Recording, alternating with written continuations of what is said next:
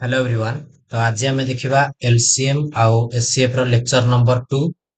तो last class रे आमे डिविजिबिलिटी रूल रो 2 टू द पावर n रो फैमिली आमे कंप्लीट करथिले। आज 5 टू द पावर n रो आमे स्टार्ट करबा हला। तो प्रीवियस लेक्चर रे मु जहां भी किछि तुमको कांसेप्ट पढैतिली मु होप करछु जे तमे सेटा को रिवीजन करके आसीथिबो। आउ एटा होछि सेकंड लेक्चर एलसीएम आउ एचसीएफ रो। तो डिविजिबिलिटी तुमको जानिया पई निहाती दरकार, नले तमे ऑप्शन एलिमिनेट करके तमे क्वेश्चन को सॉल्व करि परिबो नाही हैला। तो 2 to the power n family already सरी जाइथिला। एबे हमें देखिबा 5 to the power n family रो डिविजिबिलिटी रूल। कार 5 to the power n family देखो देखो एठी n रो वैल्यू 1 2 3 4 एमि देख नेचुरल नंबर ही हबो हैला। देखो n जगह हम जदी 1 पकेबा तो फास्ट 5 टू द पावर 1 आसीबो, then 5 to the power 2, 5 to the power 3, 5 to the power 4 एमि देगी से चलियो। देखो 5 टू द पावर 1 केते 5, 5 टू द पावर 2 केते 25, तारे 5 टू द पावर 5 3 केते 125, एटा हला 625। देखो आमे डिविजिबिलिटी रूल रे सिखिबा 5 रो डिविजिबिलिटी रूल कोन, 25 रो डिविजिबिलिटी रूल कोन, सॉरी 125 रो डिविजिबिलिटी रूल कोन, 625 एते सब दरकार नै किंतु पढुछो माने कंप्लीटली पढि दियो हला। देखो फास्ट आमे देखिया 5 द्वारा 5 रो डिविजिबिलिटी रूल कोन। देखो कौनसी संख्यार कौनसी नंबर गोटे लेखा है तार लास्ट वन डिजिट आमे जदी देखिबा जदी 5 रे डिवाइड होउथिबो तो डेफिनेटली संख्याटा भी 5 रे डिविजिबल हे जिवो। देखो 5 कोथुर आसी 5 टू द पावर 1, तो लास्ट वन डिजिट आमे देखिबा लास्ट वन डिजिट। तापर 25 रो डिविजिबिलिटी रूल कोन हबो 5 टू द पावर 2, 2 अच्छी तो लास्ट 2 डिजिट आमे चेक करबा last 2 digit. Then 5 to the power 3 अच्छी 125 रो डिविजिबिलिटी रूल कोन हबो हमें लास्ट 3 डिजिट चेक कर सॉरी लास्ट 3 डिजिट हमें चेक करबा। जदि लास्ट 1 डिजिट 5 रे कटि जाउथबो ताले पूरा संख्याटा 5 द्वारा डिविजिबल हबो। जदि लास्ट 2 डिजिट 25 रे कटि जाउथबो ताले पूरा संख्याटा 25 रे डिविजिबल हबो। 125 रे सेमिति लास्ट 3 डिजिट जदि 125 रे कटुथिबो ताले हबो 625 रो केते हबो सेई अनुसार हबो। लास्ट 4टा जाक डिजिट जदि 625 रे कटुथिबो तो पूरा संख्याटा भी 625 रे डिविजिबल हे जिवो हैला। तो एटा थिला 5 to the power n family रो डिविजिबिलिटी रूल। एबे हमें देखिबा 3 रो आउ 9 रो 3 रो आउ 9 रो डिविजिबिलिटी रूल कोन। जेमिति गोटे एग्जांपल नबा 2 1 3 9 7 8 5। हमकु चेक करिवार अछि जे एई संख्याटा 3 रे कटिबो ना नै, 3 द्वारा डिविजिबल हबो ना नै केमि चेक करबो सिंपली तमे मिसेई मिसेई चलिबो हैला। जोठी 3 हे जिवो सेटा काटि दबो 2 1 3 3 तापरे 3 3 की 9 कटि होउची, तापरे 7 8 15 3 रे कटि जिवो बळिला 5, 5 टा 3 रे कटिबो कि कटिबोनी, ता माने ए संख्याटा 3 रे डिविजिबल हबो नाही। आ गोट नंबर नै कि देखिबा 7 3 2 9 8 1 7 2। एई नंबर टा हमें देखिबा 3 रे कटिबो ना नाही। देखो जोठी 3 हे जाउथिबो मिसेले सेटा का तमे काटि काटि चलिबो। 7 2 9 9 टा 3 रे कटिबो ताकु काटि दबो। 8 1 9 9 टा भी 3 रे कटिबो, एठी 9 टा भी काटि दबो 9 भी 3 रे काटि देबो। देखो 3 टा भी 3 रे कटिबो 7 2 9 एटा भी 3 रे कटिबो माने सब जा कटि गला किछि बळिलानी, ता माने एई संख्याटा 3 द्वारा डिविजिबल हे जिवो हैला। तो एटा थिला 3 द्वारा डिविजिबल नियम। एबे हमें देखिबा 9 द्वारा डिविजिबिलिटी रूल। का द्वारा देखिबा 9 द्वारा डिविजिबिलिटी रूल। देखो 9 डिविजिबिलिटी गोटे एग्जांपल हम नेकी देखिबा 7 2 5 4 4 5 2 7 8 1 1 8। ए संख्याटा को हमें चेक करके देखिबा जे 9 रे एटा कटिबो ना नाही। 3 रो रूल जहा 9 रो भी रूल सेया।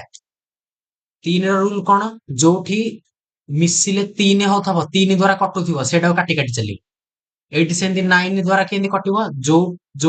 ଯୋଉଠି ମିଶିକି 9 ଦ୍ଵାରା କଟୁଥିବ ସେଇଟାକୁ ତମେ କାଟି କାଟି ଚାଲିବ। ଦେଖ 7 2 9, 9ଟା 9 ଦ୍ଵାରା କଟିବ। 5ରେ 4 ମିଶିଲେ 9, ଏଇଟା ବି 9 ଦ୍ଵାରା କଟିବ। 4ରେ 5 ମିଶିଲେ 9 କଟିଯିବ। 2ରେ 7 ମିଶିଲେ 9 କଟିଯିବ 9 ଦ୍ଵାରା। 8 1 9 କାଟିଦବ, 1 8 9 କାଟିଦବ। ତାମାନେ ଏଇ ସଂଖ୍ୟାଟା କାହା ଦ୍ଵାରା ଡିଭିଜିବୁଲ ହେଇଯିବ? 9 ଦ୍ଵାରା ଡିଭିଜିବୁଲ ହେଇଯିବ। ଆଉ ଗୋଟେ ଏକ୍ସାମ୍ପଲ ଦେଖିବା 7 2 3 1 5 4 3 8। ଏଇ ସଂଖ୍ୟାଟା ଦେଖିବା 9 ଦ୍ଵାରା କଟିବ ନା ନାଇଁ? ଯୋଉଠି 9 ହଉଛି ସେଠି କାଟି କାଟି ଚାଲ। 5 4 9, ତାପରେ 8 1 9, 7 2 9, ତାପରେ କେତେ ରହିଲା? ଇଏ 3 3 6, 6ଟା କଣ 9 ଦ୍ଵାରା କଟିବ? କଟିବନି। ତେଣୁ ଏ ସଂଖ୍ୟାଟା 9 ଦ୍ଵାରା ଡିଭିଜିବୁଲ ହବ ନାହିଁ। ତ 3 ର ବି ଡିଭିଜିବିଲିଟି ରୁଲ ଗଲା, 9 ର ବି ଡିଭିଜିବିଲିଟି ରୁଲ ଗଲା। ତାପରେ ଆମେ ଏବେ ଦେଖିବା 7 ର ଡିଭିଜିବିଲିଟି ରୁଲ। କାହାର ଦେଖିବା? 7 ର ଡିଭିଜିବିଲିଟି ରୁଲ। 7 ଡିଭିଜିବିଲିଟି ରୁଲ। ଗୋଟେ ସଂଖ୍ୟା ନେଇକି ଦେଖିବା, ମନେକର 728। ଏଇ ସଂଖ୍ୟାଟା 7 ରେ କଟିବ ନା ନାଇଁ ତମେ କେମିତି ଜାଣିବ? ସିମ୍ପଲ ଫର୍ମୁଲା ତମେ ଦେଖିବ, 7 2 ଲେଖିବ। ଏଠି ପ୍ରଥମ ଅଙ୍କ କିଏ? 8। 8 ର 2 ଗୁଣ କରିବ। 8 ର 2 ଗୁଣ କେତେ? 16। ତ 72 ରୁ 16 ଫେଡିବ କେତେ? 12 ରୁ 6 ଗଲେ 6, ତାପରେ ଏଠି 6 ରହିଲା, 6 ରୁ 1 ଗଲେ 5। ଏଇ ସଂଖ୍ୟାଟା ଯଦି 7 ରେ କଟିଗଲା ତାହେଲେ ପୁରା ସଂଖ୍ୟାଟା ବି 7 ରେ କଟିବ। ତ 7 ଅଷ୍ଟା 56 କଟି ଯାଉଛି। ତ 728 ବି 7 ରେ ଡିଭିଜିବୁଲ ହେଇଯିବ। ଆଉ ଗୋଟେ ଏକ୍ସାମ୍ପଲ ନେଇକି ଦେଖିବା, ଯେମିତି କି 328, ଏଟା 7 ରେ କଟିବ ନା ନାଇଁ କେମିତି ଚେକ୍ କରିବା? ୟାର ଏଠି 32 ଲେଖିଦିଅ, ଏଇ ପ୍ରଥମ ଅଙ୍କକୁ କାଟିଦିଅ। ପ୍ରଥମ ଅଙ୍କ କିଏ? 8। 8 ର 2 ଗୁଣ କରିଦିଅ। 8 ର 2 ଗୁଣ କେତେ? 16। ତ 32 ରୁ 16 ଗଲେ କେତେ? 16। 16ଟା 7 ରେ କଟିବ କି? କଟିବନି। ତେଣୁ 328 ଟା ବି 7 ରେ ଡିଭିଜିବୁଲ ହବ ନାହିଁ। ହେଲା, ଆଉ ଗୋଟେ ଏକ୍ସାମ୍ପଲ ନେଇକି ଦେଖିବା, ଯେମିତି କି 343। ଏଟା 7 ରେ କଟିବ ନା ନାଇଁ ଦେଖିବା। ତାର ପ୍ରଥମ ଅଙ୍କ କିଏ? 3। 3 ର 2 ଗୁଣ କେତେ? 6। ତ 34 ରୁ 6 ଗଲେ କେତେ? 28। 28 ଟା ଯଦି 7 ରେ କଟିଯିବ ତାହେଲେ ପୁରା ସଂଖ୍ୟାଟା ବି 7 ରେ କଟିବ। 7 ଚଉକ 28 କଟି ଯାଉଛି, ତାମାନେ 343 ଟା ବି 7 ରେ ଡିଭିଜିବୁଲ ହେଇଯିବ। ହେଲା, ତ ଏବେ ସବୁ ଆମେ ଦେଖିଦେଲେ। ଏବେ କେବଳ ବାକି ରହିଲା 11। 11 ଆଉ 10, ଏଇ ଦିଟା ଯାକ ବାକି ରହିଲା। ଆଉ 6 ର ମଧ୍ୟ ବାକି ରହିଗଲା। ହେଲା, ଏତିକି ଆମେ ଦେଖିବା। ତାପରେ ଆମେ ନେକ୍ସଟ କନସେପ୍ଟ ଦେଖିବା, ଏଲସିଏମ ଆଉ ଏଚସିଏଫ ର। ଦେଖ 10 ର ରୁଲ କଣ? ଲାଷ୍ଟ କୁ ଶୂନ ଥିବ ମାନେ ସେ 10 ରେ କଟିବ ଯେମିତି ହେଲେ। ଏଟା ତ ତମେ ସମସ୍ତେ ଜାଣିଛ, ଏଟା ଛାଡ। ଆମେ ଦେଖିବା 11 ଡିଭିଜିବିଲିଟି ରୁଲ। ଯେମିତି ଗୋଟେ ସଂଖ୍ୟା ନବା 5 1 5 9 3 6 3। ଏଇ ସଂଖ୍ୟାଟା 11 ରେ କଟିବ ନା ନାଇଁ ଆମେ କେମିତି ଚେକ୍ କରିବା? ଦେଖ ତ ଆର ସିମ୍ପଲ ଫର୍ମୁଲା କଣ? ତମେ ଗୋଟେ ଛଡା ଗୋଟେ ମିଶେଇ ଚାଲିବ। 5 ରେ 5 ମିଶିଲେ କେତେ? 10। 10 ରେ 3 ମିଶିଲେ 13। 13 3 16। ଏଠି ଲେଖିଲ। ତାପରେ କିଏ କିଏ ପଢିଲେ? 1 ରେ 9 ମିଶିଲେ 10। 10 ରେ 6 ମିଶିଲେ 16। ତ 16 ଏଇ ଦିଟା ଯାକ ଫେଡି ଦବ। 16 ରୁ 16 ଗଲେ କେତେ? 0।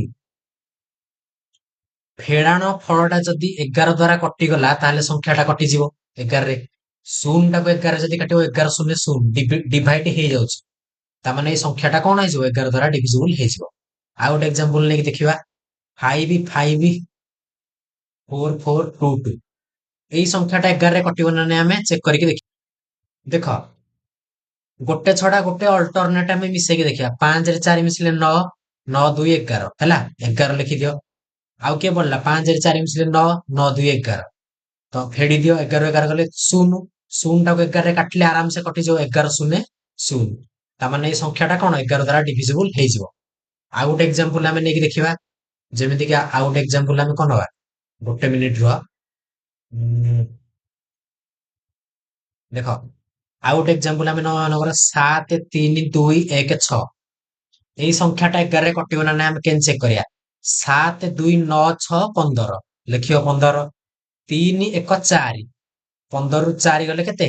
11। 15 ରୁ 4 ଗଲେ କେତେ? 11। ତ ଏଇ ସଂଖ୍ୟାଟା 11 ରେ କଟୁଛି ନା କଟୁନି? କଟି ଯାଉଛି। 11 କେ 11। ତାମାନେ ପୁରା ସଂଖ୍ୟାଟା ମଧ୍ୟ 11 ରେ କଟିଯିବ।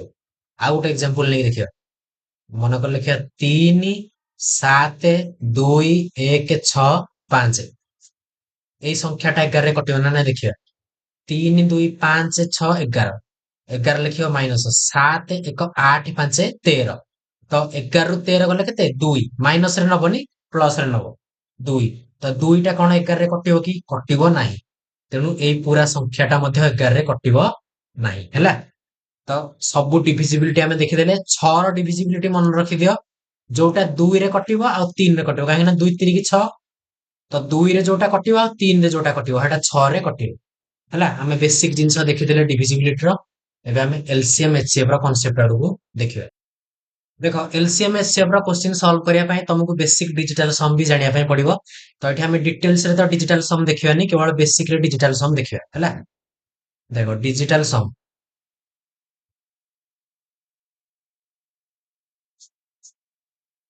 ଦେଖ, ଡିଜିଟାଲ ସମ୍ ର ଡେଫିନେସନ କଣ ଆମେ ସବୁଠୁ ଫାଷ୍ଟ ଜାଣିବା। ଗୋଟେ ସିମ୍ପଲ ଜିନିଷ ମୁଁ ଗୋଟେ ଏକ୍ସାମ୍ପଲ ନେଇକି ଦେଖଉଛି। ମନେକର 211। ଦେଖ, ସମ୍ ମାନେ କଣ? ମିଶାଣ। ସମ୍ ମାନେ କଣ? ମିଶାଣ। ଡିଜିଟାଲ ମାନେ ଡିଜିଟ। ଦେଖ ଏଠି କେତେଟା ଡିଜିଟ ଅଛି? ଗୋଟେ, ଦିଟା, ତିନିଟି।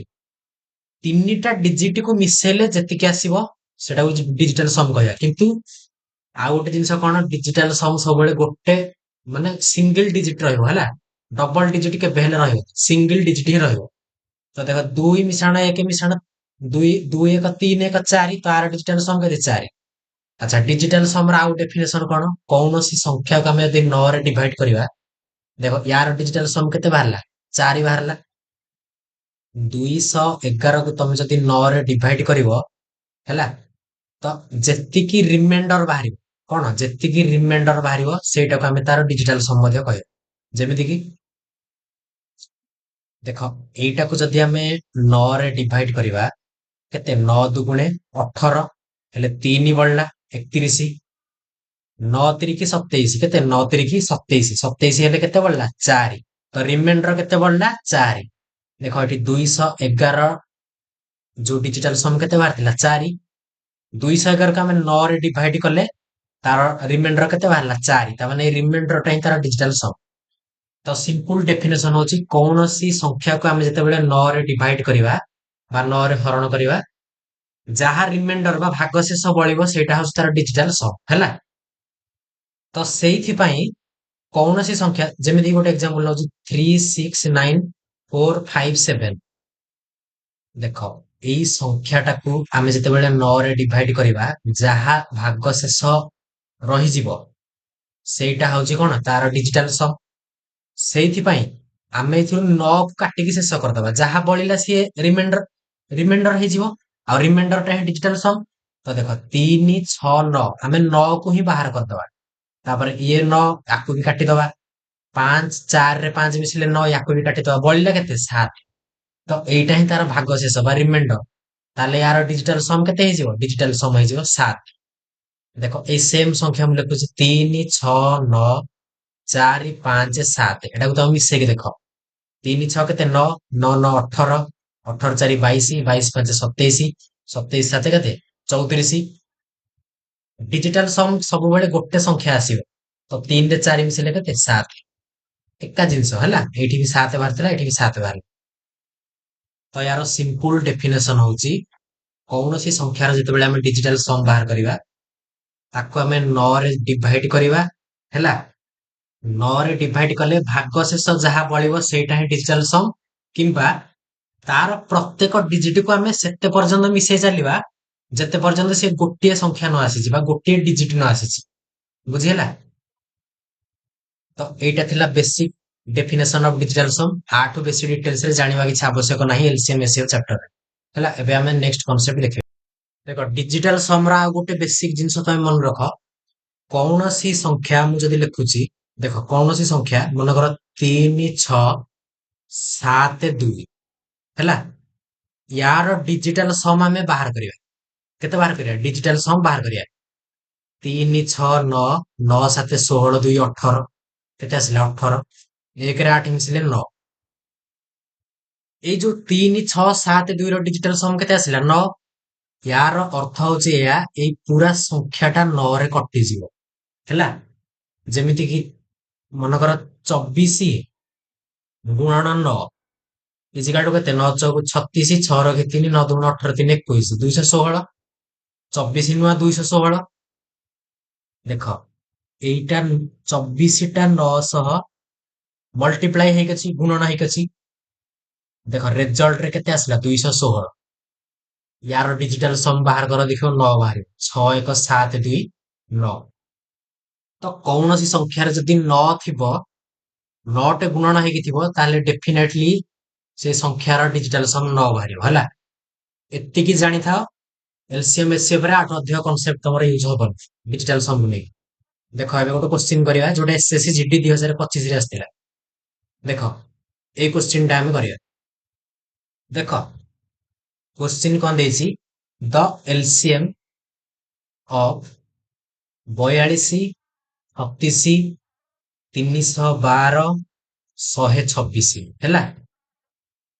42 36 312 126 ଦେଖ ମୁଁ ତମକୁ ବେଶୀ କନସେପ୍ଟ ରେ କହିଥିଲି ତିନିଟା ଦିଟା ଚାରିଟା ପାଞ୍ଚଟା ଯାହାବି ଯେତୁଟା ସଂଖ୍ୟା ଦେଇଥାଉ ତାର ଯଦି ଆମେ ଏଲସିଏମ ବାହାର କରୁଛେ ଯେତେବେଳେ ଆମେ ଏଲସିଏମ ଟା ବାହାର କରିବା ହେଲା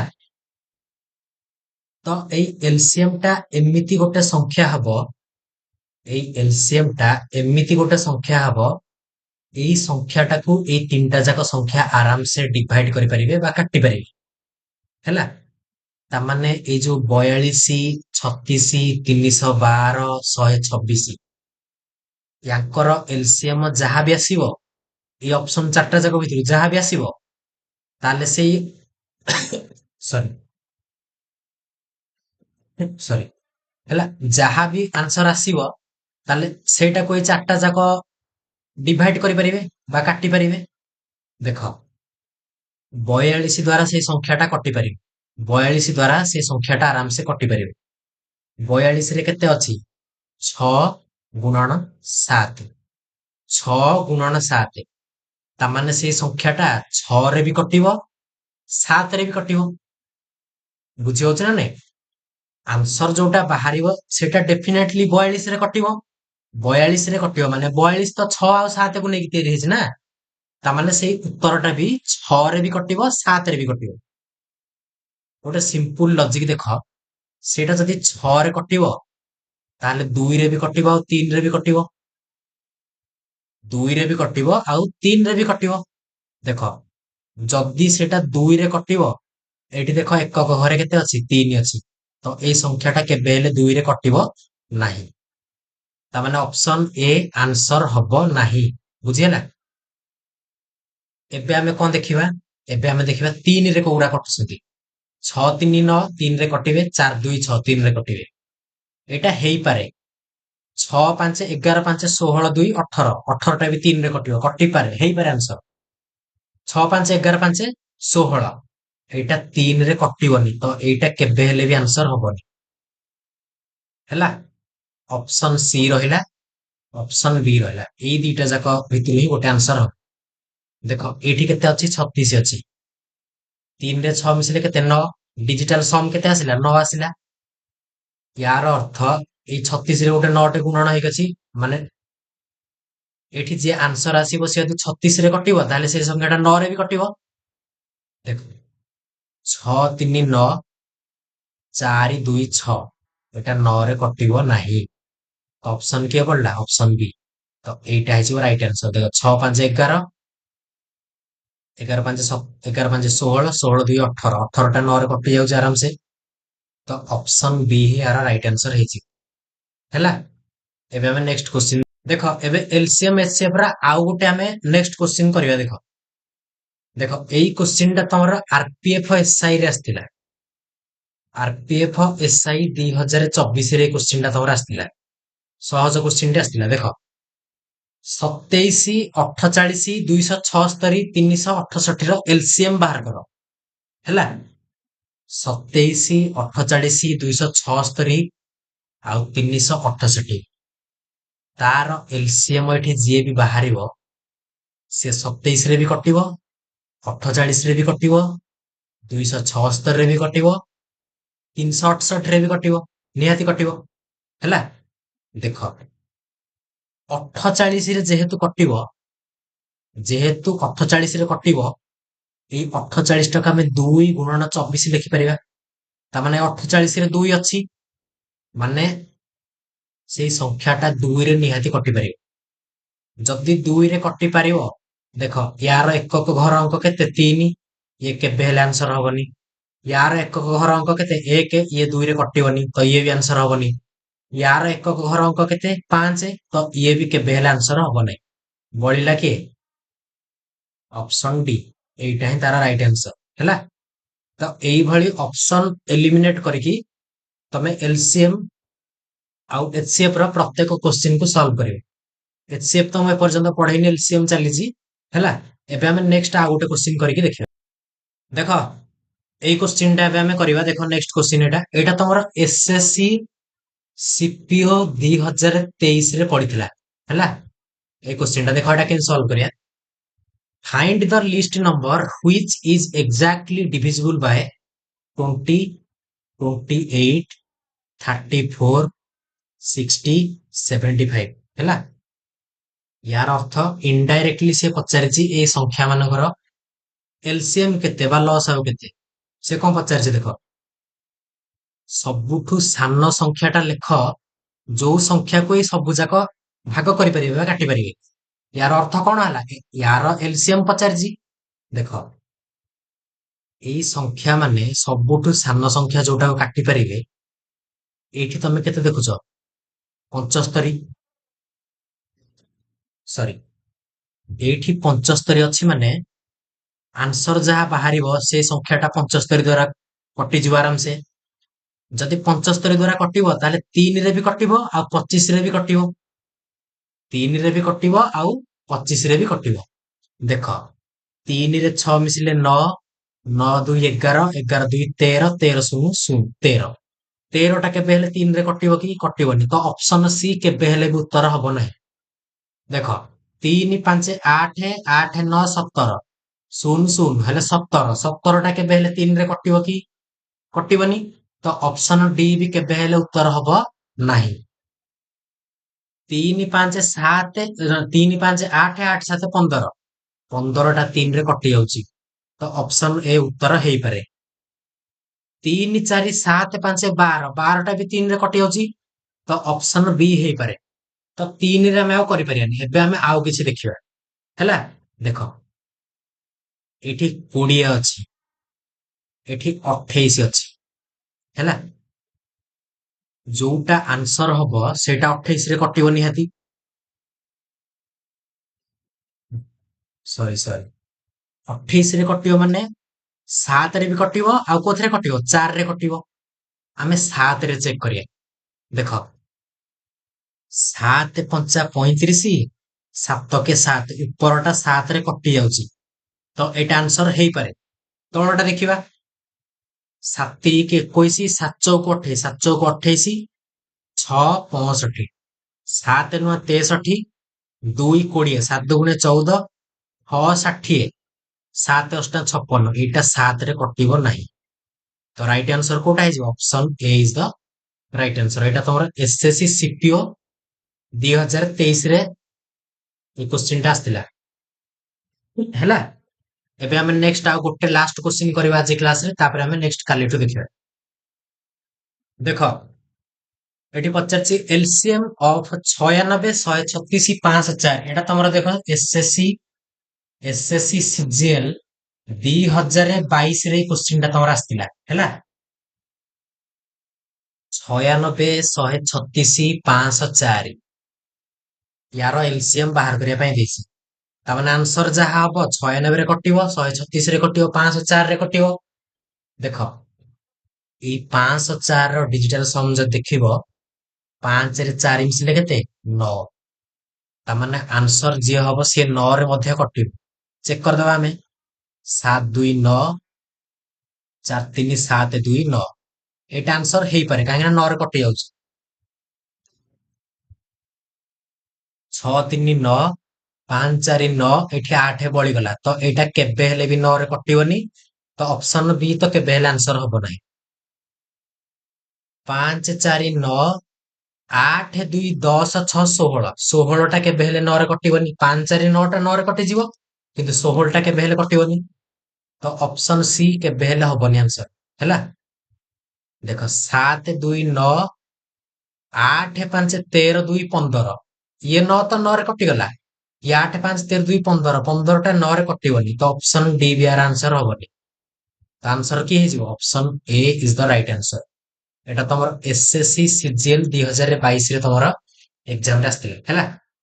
ତ ଆଜିର କ୍ଲାସକୁ ଆମେ ଏଇଠି ଏଣ୍ଡ କରିବା। କାଲିଠୁ ଆମେ ଏଲସିଏମ ଏଚସିଏଫ ର ନେକ୍ସଟ କନସେପ୍ଟ ଶିଖିବା ଆଉ କାଲିଠୁ ଏଚସିଏଫ ମଧ୍ୟ ଆମେ ଷ୍ଟାର୍ଟ କରିଦେବା ହେଲା। ନେକ୍ସଟ କ୍ଲାସରେ ଆମେ ଦେଖା ହବା।